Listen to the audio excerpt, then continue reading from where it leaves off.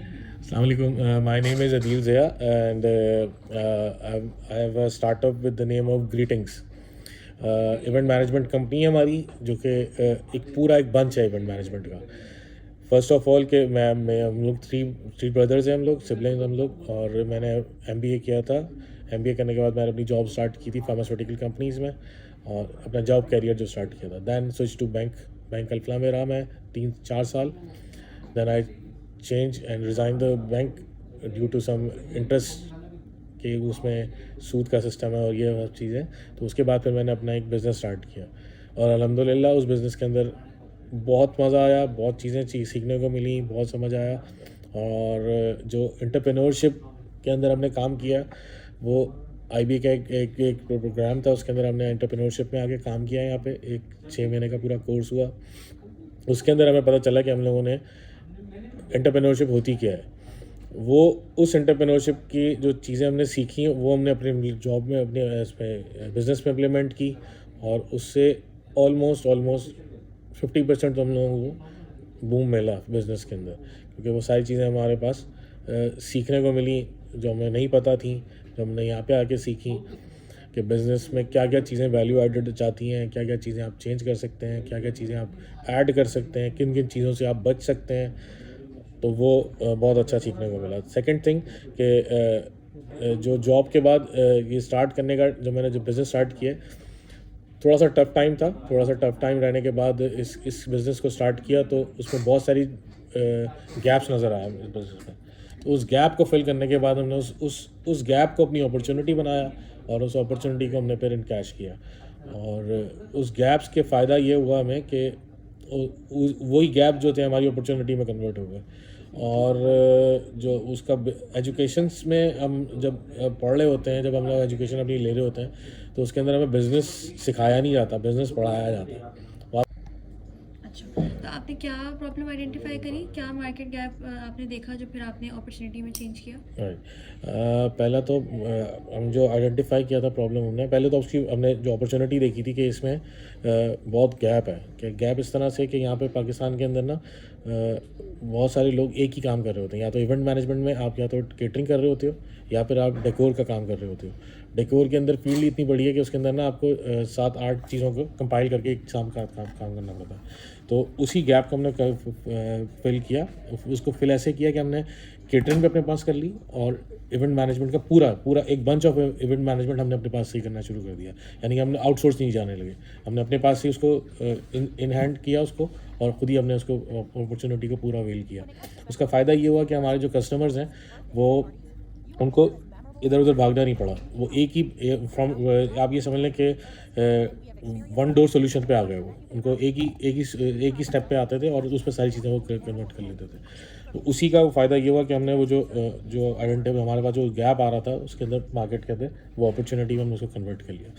ठीक है, बिल्कुल। अच्छा, ये स्टार्टअप में आपके साथ पार्टनर भी है कोई? जी, जी, मेरे साथ सब पार्टनर्स हैं। एक पार्टनर है मेरा, और हम लोगों की जो फाइनेंसिंग है दैट इज़ 50-50 है। और उसमें ये होता है कि केटरिंग साइट्स को मैं डील कर रहा होता हूँ, और जो डेकोर साइट को मेरा पार्टनर डील कर रहा होता है। डील हम दोनों करते हैं, लेकिन मोस्टली वो डील करता है कि डेकोर साइट को, और मैं केटरिंग साइट को डील करता हूँ। ठीक है, आपके साथ फैमिली फ्रेंड्स की सपोर्ट वगैरह? हाँ, बिल्कुल। ये बिज़नेस है ही रेफरल बेस्ड, और ये बिज़नेस है ही वर्ड ऑफ माउथ का बिज़नेस है।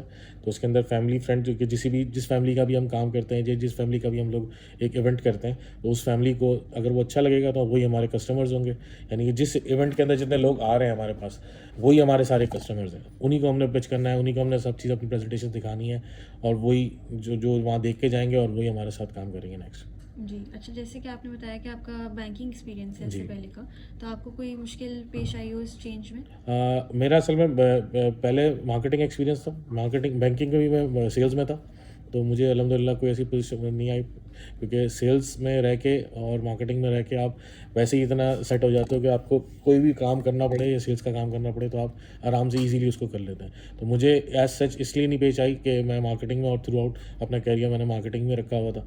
तो मुझे मार्केटिंग करने में या सेल्स करने में अपने वेंचर के अंदर कोई ऐसा प्रॉब्लम नहीं आया। सिर्फ ऑपरेशन साइड पर थोड़ी प्रॉब्लम थी, वो हमने उसको सॉर्ट आउट किया। उसको लगे रहे 1 साल 1.5 साल लगे रहे, वो भी क्लियर हो गई अल्हम्दुलिल्लाह। और सर, आपने स्टार्टअप कैसे किया था? मतलब कोई सोर्स ऑफ बूटस्ट्रैपिंग है तो कोई लोन लिया हो या तो अपनी नहीं, इन्वेस्टमेंट? कोई लोन नहीं लिया हमने इसमें कोई अल्हम्दुलिल्लाह कोई लोन नहीं, हमने पार्टनरशिप के अंदर ही जो उसको एक्वायर किए 50% उसके फाइनेंस थी, 50% मेरे फाइनेंस थे। इसमें ऐसा होता है कि जो हम लोग ये काम जैसे हमारा इवेंट मैनेजमेंट का स्टार्टअप स्टार्ट हुआ था, वो हमने सबसे पहले आउटसोर्स पे स्टार्ट किया था स्टार्टिंग में, सबसे पहले 1 डेढ़ महीना। उसके बाद हमें पता चला कि यार नहीं, ये हम आउटसोर्स पे इतना नहीं कर सकते, तो फिर हमने अपने से फंड्स ऐड किए। वो फंड ऐड्स करने के बाद हम लोगों को उसका रिजल्ट मिला, ज़ाहिर सी बात है। और वो उसका फ़ायदा ये हुआ कि हमें जो जो चीज़ें हमें लेनी पड़ती थी किसी से, वो हमारे पास खुद ही आ गई।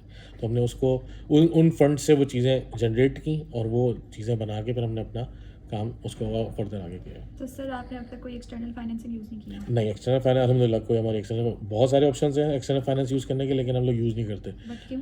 उसकी वजह ये है कि फिर हम मेरी अपनी सोच ये है कि उसमें हमें हर बंदे को फिर बताना पड़ता है कि ये किया हमने, ये किया और ये किया, यानी you have to be liable on that कि आपने उसको इन्वेस्टर अगर आप ले लेंगे तो आप उसको लायबल हो जाएंगे और उसको वो हर चीज़ आपको बतानी पड़ेगी आप मैंने ये अपने किया। डिसीजंस खुद नहीं ले हाँ, सकेंगे। नो, हम नहीं करना चाह रहे।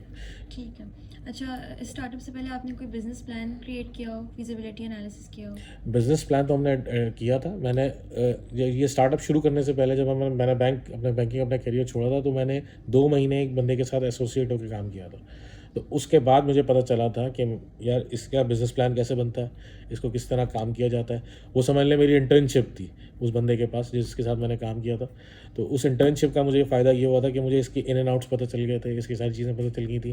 Then execute my business plan के बाद मेरा पार्टनर आ गया मेरे पास, फिर हमने उसको और फर्दर आगे एक स्टेप हाइड किया और अल्हम्दुलिल्लाह उसके बाद लेके चल रहे हैं।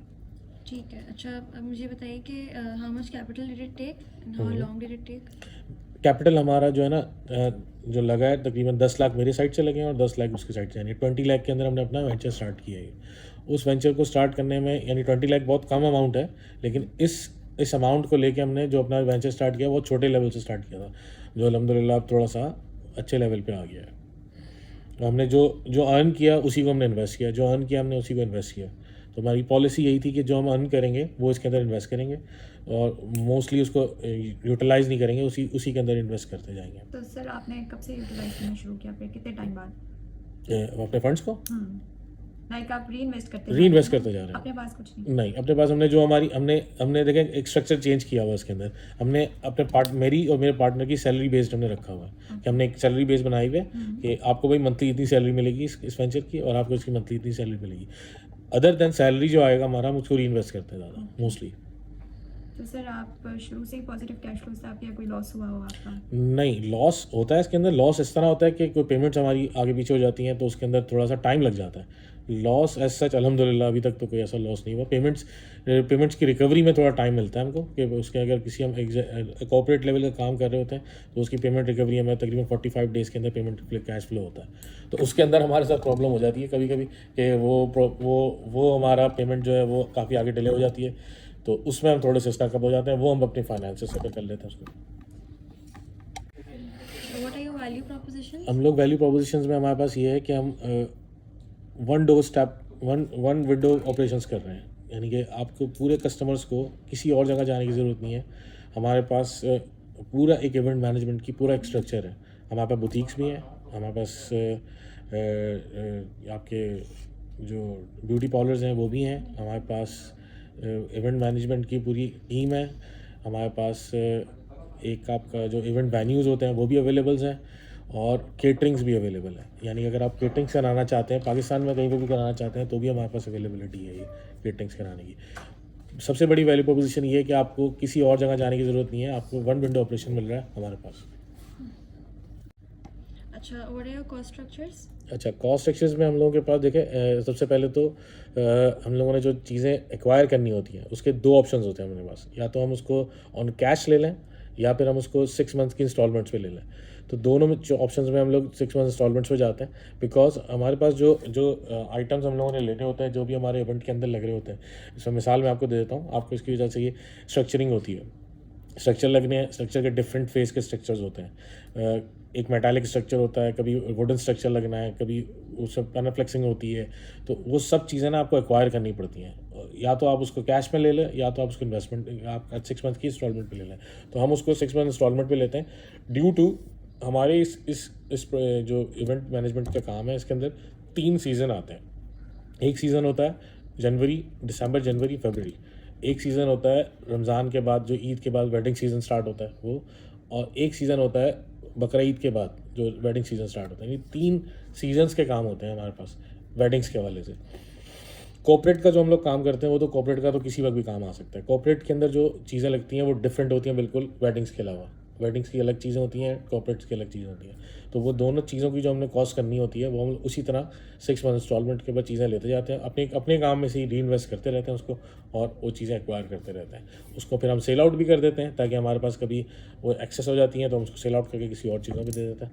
ज़रूरी नहीं है कि हम उसको सब चीज़ें अपने पास रखें, इतना चीज़ें रखने का हमारे पास, फिर उसके हमारे पास रखने के लिए गोदाम भी चाहिए होता है, उसके सारी चीज़ें रखने के लिए बहुत सारी चीज़ें फिर कॉस्ट में आ जाती हैं। तो हम उसको 6 मंथ्स के लिए एक्वायर करते हैं। 6 मंथ एक्वायर करने के बाद आफ्टर जब हमारे इवेंट्स हो जाते हैं, जब हमारा सीज़न क्लियर हो जाता है, तो हम उसको सेल आउट भी कर देते हैं, और वो ऑलमोस्ट जो है ना वो हाफ और हाफ से ऊपर वो उसमें अमाउंट में वो चली जाती हैं। तो हमें उसकी कोई समझ लें डेप्रिसिएशन जो पड़ती है हमें वो almost half of the amount पड़ती है। वही हाफ अमाउंट हम लोग उसको एक्वायर कर चुके होते हैं अपने सीज़न के अंदर। और सेकंड थिंग ये कि हम उसको फिर अपनी टारगेट मार्केट का पूछ रहे थे।